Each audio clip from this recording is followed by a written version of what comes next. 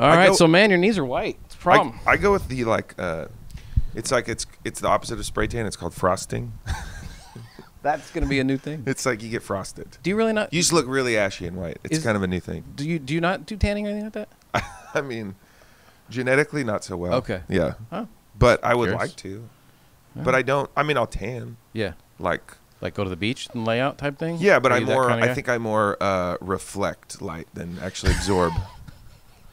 I kind of create like people that go with me to the beach get more tan. They lay by you. Yeah, I'm like the aluminum foil like thing. Yeah, like bring Matt and you'll get extra tan. You're the one they hold up to get the light onto them. It's true. Right. You can like if I wiggle my stomach, like I can signal ships SOS. I don't know.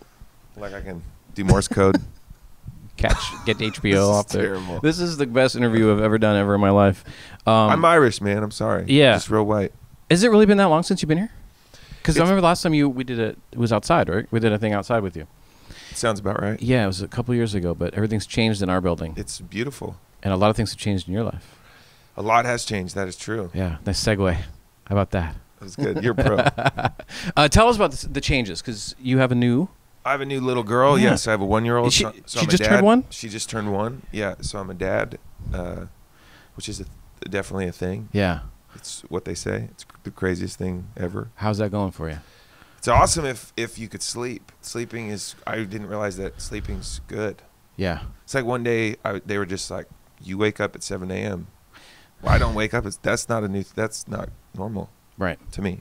But it is now. Yes. You wake up when she wants you to. But you've been on the road, so you've kind of been away from that, right? A little bit? Yeah. So it helps? Is that what made you go on the road a little bit? You what? You're like, okay, I popped out a kid. I'm going to go on the road for a year. Yeah, like this is my vacation. They're actually joining me tomorrow, so we'll see how that goes, because we have like, we figured it out so we could have like this thing called a star coach. It's like a bus that has a room, and it's like super fancy, but really it's just like a small room.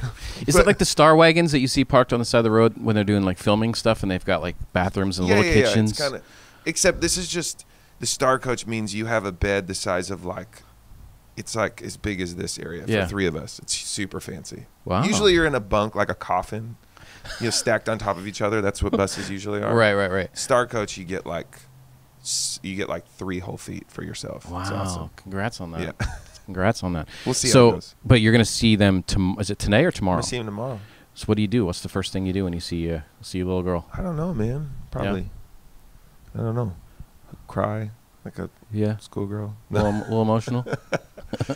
I'm just really excited, honestly.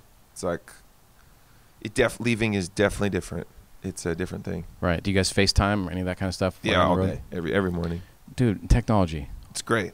Yeah. I don't remember. Can you imagine that 20 years ago? There's like those pictures of Johnny Cash like in a truck, like leaning out, talking on like a payphone. Like you couldn't just be like, all right, babe, I'll call you when I get to Denver. Like what do you? Page me. You didn't have cell phones. Find a payphone for you. So on the road, how are you dealing with this? Like, because you're going places like Portland where it's been snowing, it's been cold as hell, and all these different cities, and then now you're in LA. How are you adjusting to this personally? How do you deal with that? And not get sick. You should be like sick.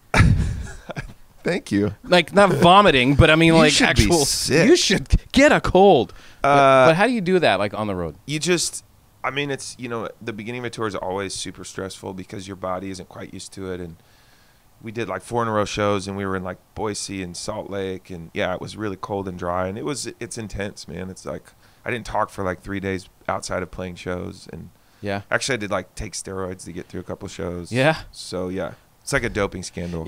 You say it with like some weird kind of guilty thing on your face, like he's like getting huge. If we break any like Olympic records, there'll be like an asterisk by it. Like, great. This show will not go in the record books. Best ever asterisk. Matt was on drugs. What do you do? Like, what's your zen like when you're on the road? Like your kind of getaway, because obviously there's tons of people there at the show, and then everything just kind of.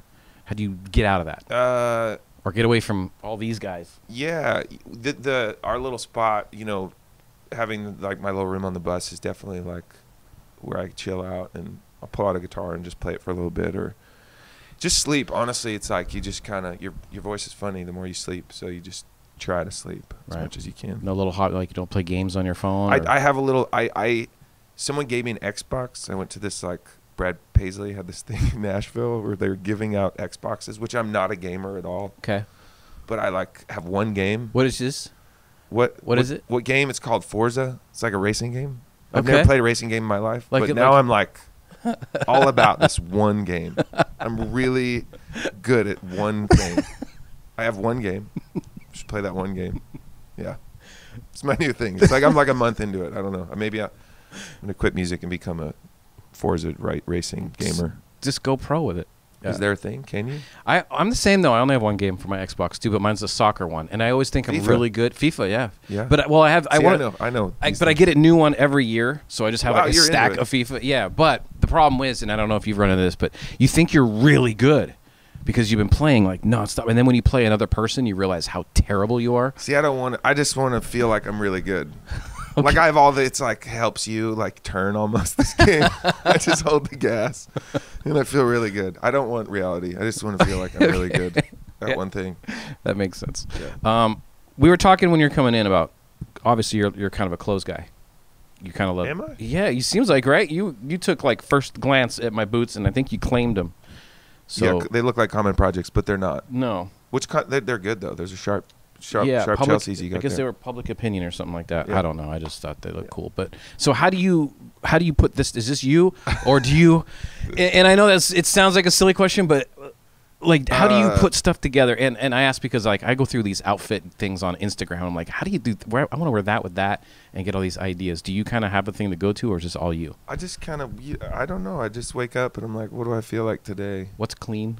Yeah, what's clean? What does not smell awful? On the road, that is a real thing. Yeah. It's like your show clothes, because like you have like maybe 5 or 6 outfits, or I don't know.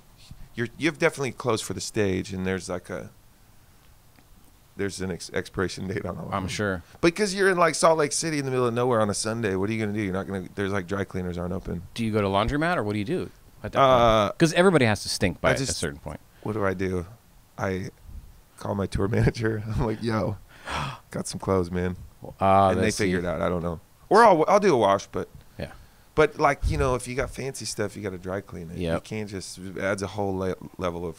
And then you can't do that in the town because you have to pick it up the next day or whatever. Yeah. So that is an issue. The struggles. It's a big issue of touring. It's like how to get your stuff cleaned. Okay. I believe it. I totally believe it. Yeah. You don't live here, right? I do not. I live in Nashville, Tennessee. Yeah. Nashville is the best. Yeah. Nashville is awesome. How do you describe Nashville to somebody who's never been? The only way I can describe it is it's almost like a New Orleans, but more compact. Yeah, and it's just really like happening right now, and it's just all the LA folks are moving there.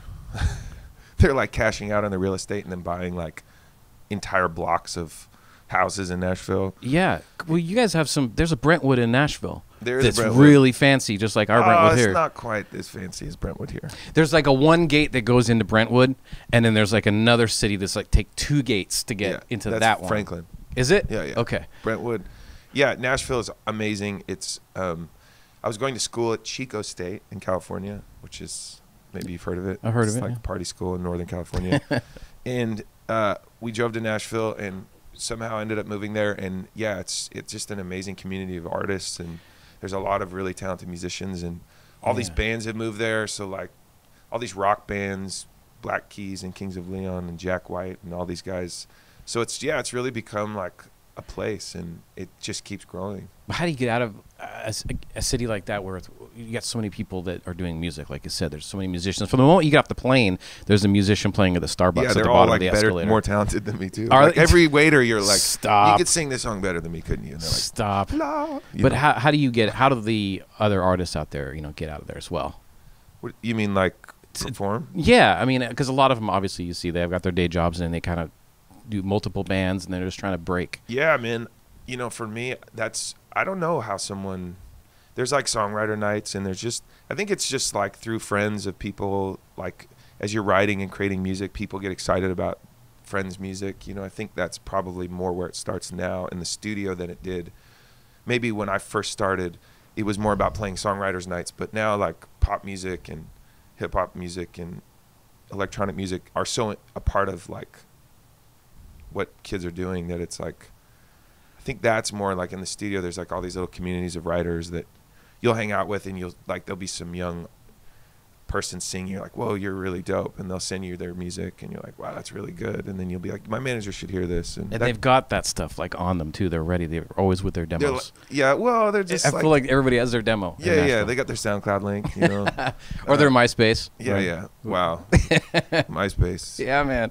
That's it's still going. It's still a thing, man. It's still there. I can't forget I'm on my it every password. day. Just no, you're not. Just you don't even remember your password for that. Top 7 You friends. Is that still a thing? It is.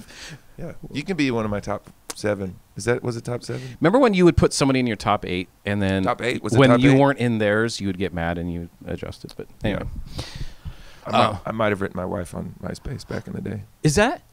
No one knows that. I don't really want to say that out loud. Actually, that didn't happen. I'm not going to ask to go more in deep into it, because that would be too personal. If I was to ask you to go a little bit more into it. When we met, MySpace was like super like the thing, and we had met, and then I saw she had commented on my friend's page, so I wrote some snarky, like, comedic comment to her, like, you know, witty banter. Yeah.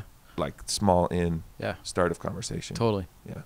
Unthreatening. And now we have a 1-year-old. Wow. So it worked out. For you. She's like, damn it. I left the comment on the wrong guy's page, and now I got messed up in that one. So you're here in L.A. Show tonight. Yes. Will Turn. Were you filming something earlier, like here yesterday or something? Because it looked like I saw on your Instagram you had some like camera. Yeah, we filmed going. this like a direct audience network thing for DirecTV. It was really cool. It's like a huge production. They brought in fans, and we did like a concert, and it's going to be on TV. Cool. Yeah. Okay. I don't really know much else. That was the worst sales pitch on that. They tell me to show up, and there's a lot of people there, and cool. Felt really fancy. Good. We'll see. Good. All right. Well, listen, I'm going to let you go do your thing, go do some laundry, and thanks for coming by. Man, Take a my tour. pleasure. Thank you so much. Yeah, thanks for having me. Appreciate it.